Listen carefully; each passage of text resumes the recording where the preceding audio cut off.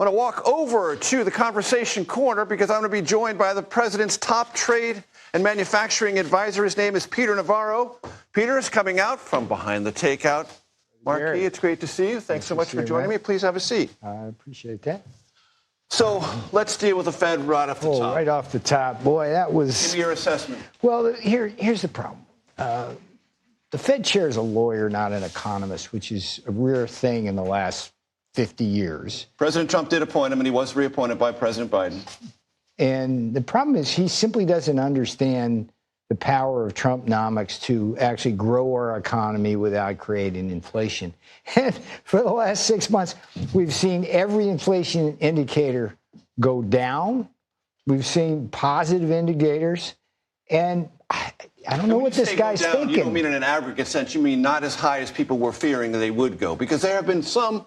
It's been going down, but we always beat the estimates. Right. I mean, today it was like 1% lower than it was last month. But here's the point. It's like when he holds the rates up like he's doing, that imposes real costs on the American people. I mean, if you're trying to get a mortgage, That's why I mentioned the lagging indicator is housing construction, housing sales, and consumerism around those parts of the economy. We've got debt that we got to finance. 20 to 30% of the debt we finance is short-term debt that we use. So we're paying tens of billions of dollars more for that. It's suppressing GDP growth. It's probably going to cost us 0.5 point of GDP growth, which is about 750,000 jobs. I don't know what this guy's thinking, other than the fact that I don't know what he's thinking. President's displeased, but he's not going to fire him. Yeah. What I was hoping for, and I'm still hoping for this, is that the Board of Governors themselves, there's 7 people that make this decision. It's not Powell. He's not a dictator on this. Problem is that 4 of the appointees are Democrats, and then Powell. So you got 5 out of 7 who might be kind of anti-Trump. But they got to get over that. It's like everything says cut rates. We should be at least 50 to at least maybe even 100 basis points lower now than we are. And that would be a tremendous boon to everybody. Let me ask you some very basic questions about what's coming ahead. August 12th is the deadline for China and the U.S. to resolve its trade differences. The Treasury Secretary, Scott Bessent, said earlier this week it will probably be a 90-day extension. The Chinese are basically announcing there'll be a 90-day extension. Will there be? Well, as the boss says, let's see. I never get ahead of that. But things are really going well. They were in, Scott Bessent and Jameson Greer were in Stockholm for 3 days talking to the Chinese. It went very well. We're in a very good place. It's regrettable that the Chinese will not do seemingly anything about killing Americans with fentanyl. That one really hits close to home for a lot of people. But that one's going well. So let's just see what happens. We do have over 50% tariff on them, and that's more than appropriate because of the unfair trade practices that they impose on us. So we're in a good place. Look, Garrett. So what are you saying? There's going to be an extension, and that deal's going to get done by year end. Let's see what happens. I never break news. I just simply report what's happened so far, but try to get behind the scenes. But you're discouraged about for you. China on fentanyl, and the president is. Look, they're killing people. I was here in the first term. The president of China said in 2018 he was going to solve the problem for us. And now they've even got a new designer drug, nitazene. I don't know if you heard of this. It's 5 times more powerful than fentanyl. It all comes from China. So that's got to be dealt with. But within the context of trade talks. Within the context of trade talks. But the big picture here, I think what I can add today is we are doing something, the president is doing something that's absolutely incredible. He's completely, in 6 months, restructuring the entire international trade order that's been screwing Americans since it started back in the 70s. It's unbelievable what we're doing. If you look at every trade deal that we've done, every trade deal that's being negotiated, we're going to be in such a better place. We're going to dramatically reduce our trade deficit, which means we don't transfer wealth, which means we have more jobs, we have more factories. We're going to be able to work with these countries in a much more way. I mean, we never had a farm trade deficit until about, 6 to 8 years ago. And now it's like too much. Our farmers are getting killed.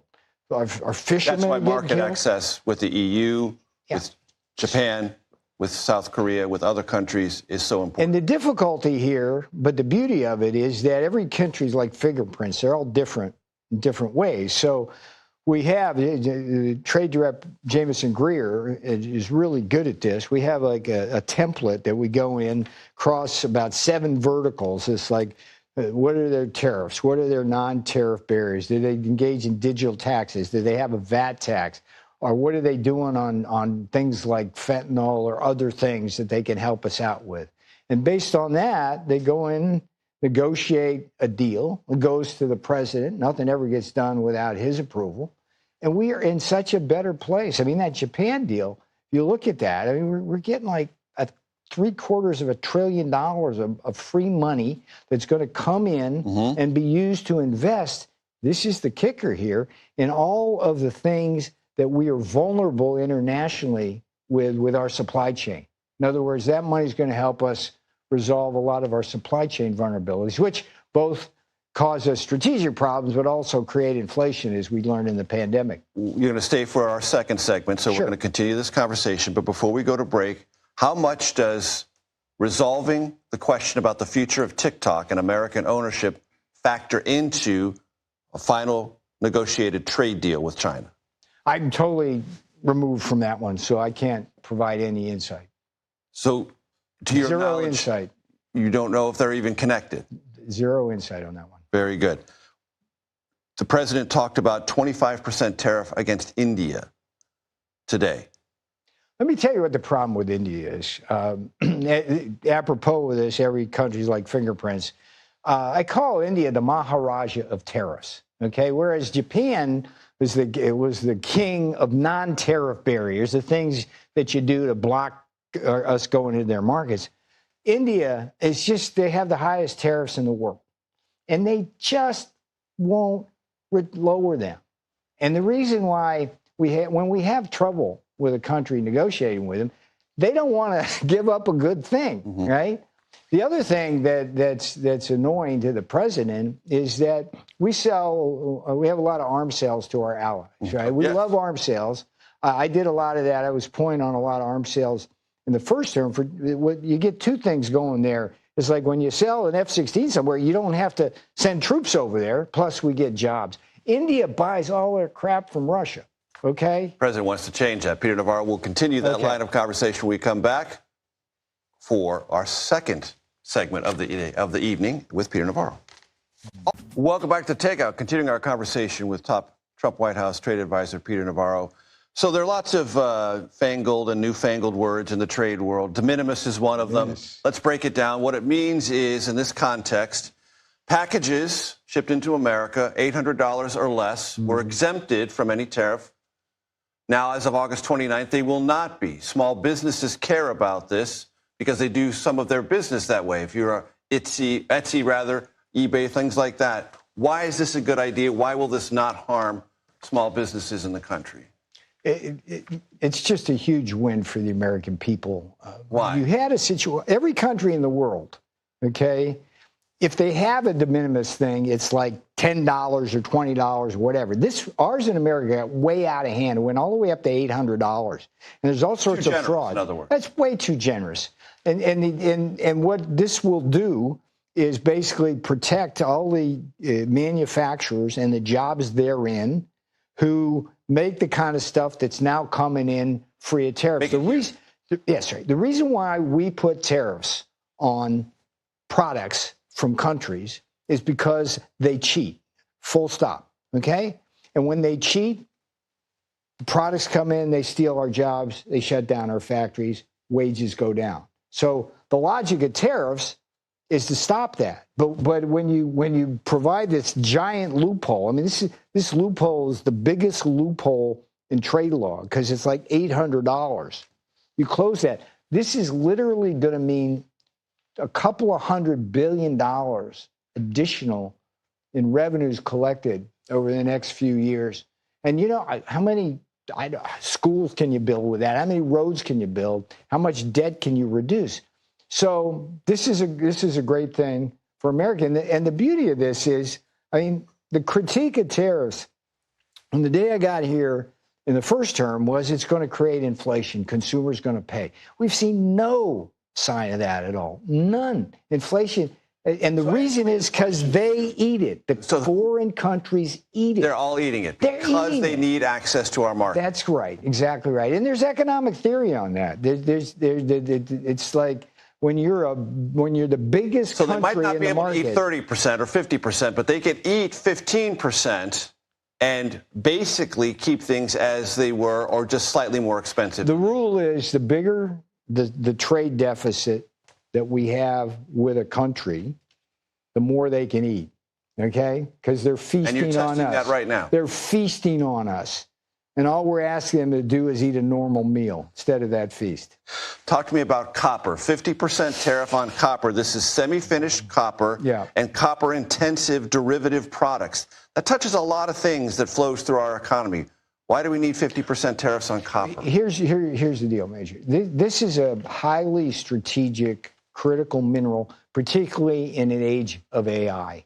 Okay, we're going to, in order to benefit from artificial intelligence, we're building all sorts of new kind of things to service that, whether it's the power plants or whether it's the data centers and everything in between. We need copper. Now, we used to be an exporter of copper, but this is yet another example, and I could literally sit here and give you about 30 of them, of how China has used unfair trade practices to commandeer a critical part of our economy. Hollow it out. What they do is they dump the products into our markets below cost, drive our folks out. And they have the advantage where if we want mines, and say in Arizona, we have really cumbersome regulations and things like that, very hard to get mines built. They come in and they just wipe us out. What this executive order will do was completely revive our copper industry. We have plenty of copper here to meet our entire domestic demand. So this is a really important way of incentivizing a renewed production and exploration. And what we learned from pharmaceuticals in the pandemic, and what is that we're vulnerable. What we learned just recently with rare earths and the magnets, which are a critical part of Apple phones and autos and everything in between, is that when other countries like China have the capability to withhold that supply, they can engage in coercion of us.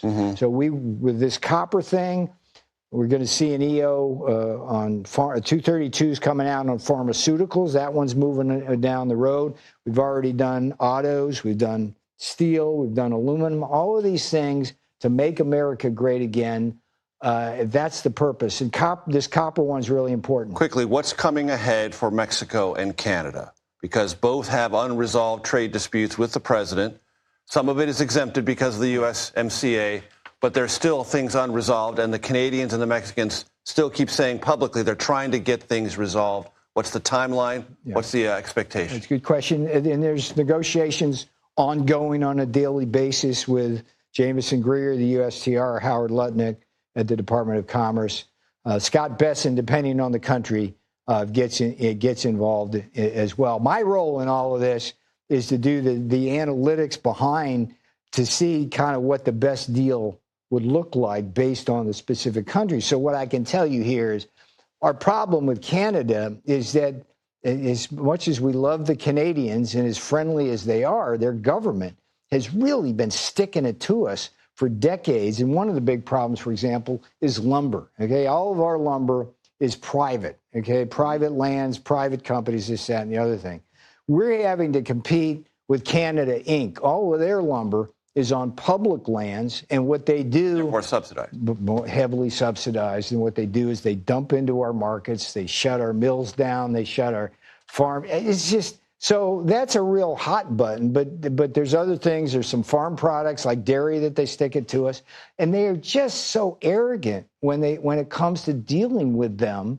And they're like, they learn the lesson. You better not retaliate against the United States. And quickly, Mexico? Mexico, boy, that one, we have like just a huge trade deficit with them. There's just a lot of things we got to work through, but we're working through them. Let's see what happens. And you'll come back and explain to me when we know the details. I love being here. I wore a tie for the occasion, but apparently that was the wrong thing to do. Not necessary. Peter Navarro will have you back. Yes, I appreciate it. Thank you very much for your time.